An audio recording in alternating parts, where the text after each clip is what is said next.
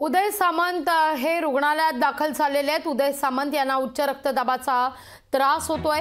मुंबईतल्या लीलावती रुग्णालयात उदय सामंत यांना दाखल करण्यात आलेले आहे। वरिष्ठ सूत्रांकडून या संदर्भात माहिती मिळते। उद्योग मंत्री उदय सामंत यांना उच्च रक्तदाबाचा त्रास जाणवू लागल्याने त्यांना तात्काळ मुंबईतल्या लीलावती रुग्णालयामध्ये उपचाराकरता दाखल करण्यात आलेले आहे। सध्या त्यांची प्रकृती स्थिर असल्याचं कळतंय।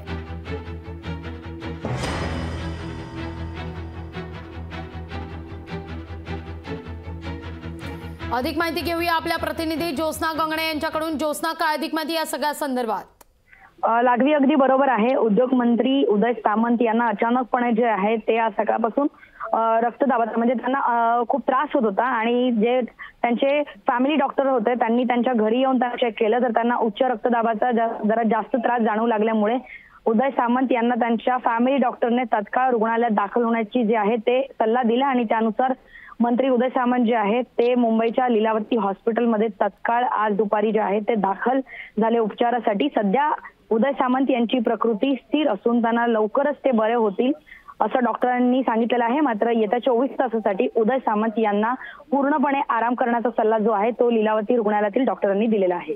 ज्योत्स्ना, धन्यवाद तुम्ही दिलेल्या माहिती करता। लोकशाही मराठी ऐका, पहा, जागरूक रहा।